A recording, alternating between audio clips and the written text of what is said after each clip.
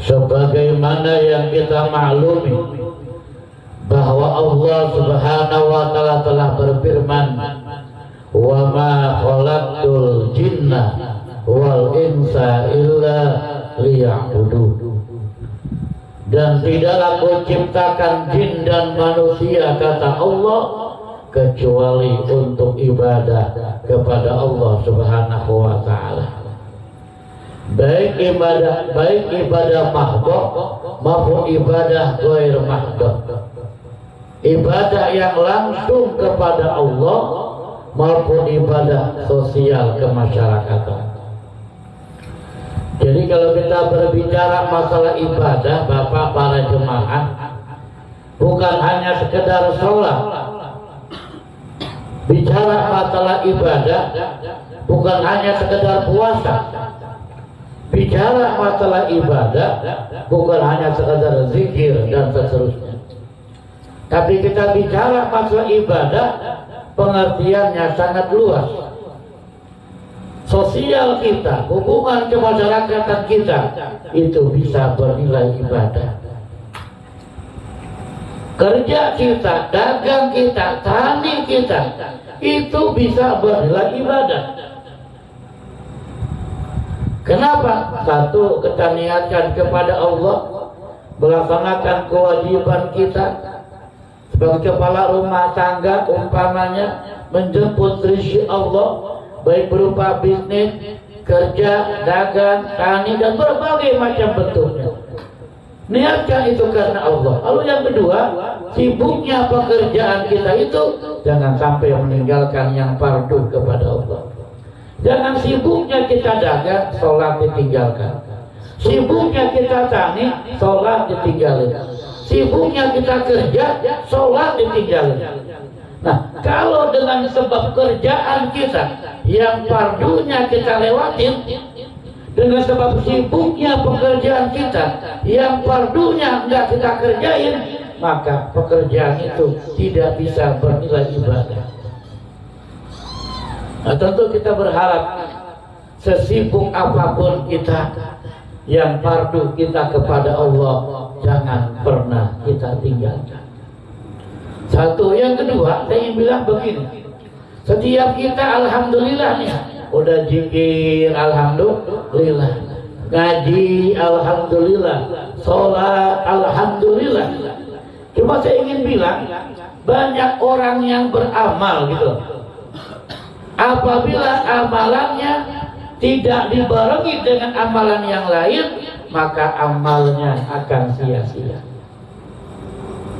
Saya ulangi kalimatnya, berapa banyak orang yang beramal, orang yang ibadah dengan berbagai macam bentuk ibadahnya, baik mahdhah maupun ghair mahdhah, tapi kalau tidak dibarengi dengan amalan lainnya, maka amalan itu tidak akan berguna apa-apa. Apa contohnya? Ulama bilang di antaranya ialah ayyamala bil khaufi dunal hazari. Dia beramal dengan rasa takut kepada Allah, tapi tanpa dibarengi dengan kehati-hatian. Dia beramal dengan rasa takut masuk neraka, begitu ya. Dia beramal dengan rasa takut nanti disiksa. Dia beramal dengan rasa khauf, takut kepada Allah, takut dapat murkanya Allah.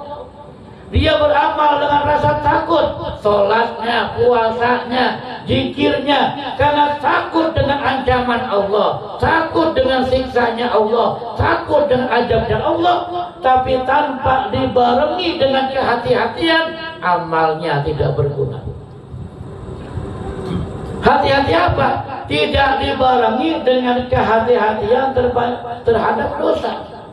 Dia beramal takut kepada Allah, tapi tidak berhati-hati terhadap perbuatan dosa. Dianggapnya, ini mah dosa kecil lah gitu.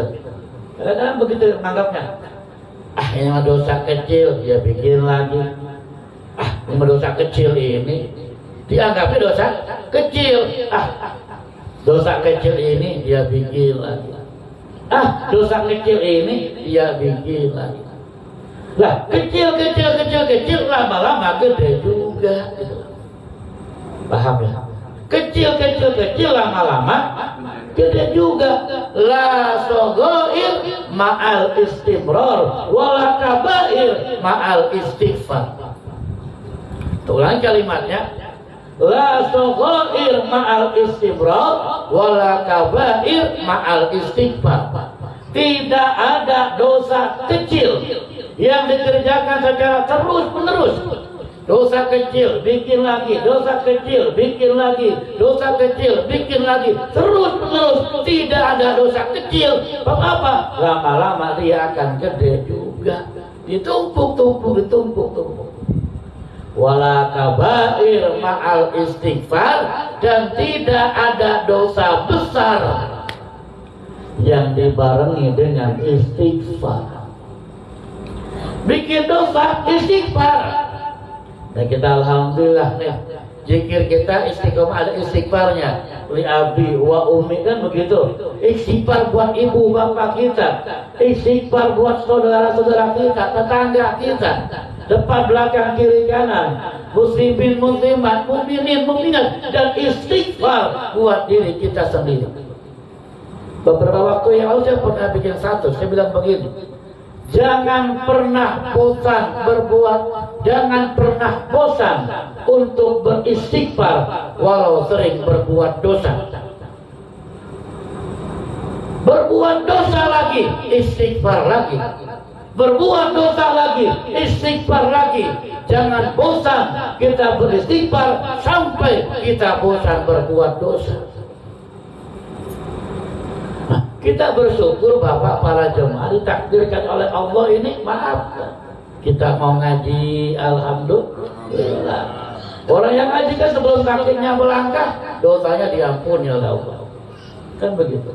Kita mau jingkir ya, duduk tempat ini, apa kata Allah? Wajabat ghufrani lil mutajalisina fiha, wajib dia mendapatkan ampunanku kata Allah buat orang-orang yang duduk semacam ini. Bersyukur kita kepada Allah Subhanahu wa ta'ala. Di banyak amalan-amalan yang menjadi sebab dihapuskannya dosa-dosa kita oleh Allah. Para jemaah, makanya mudah-mudahan kita diberikan kekuatan istiqomah oleh Allah Subhanahu wa ta'ala.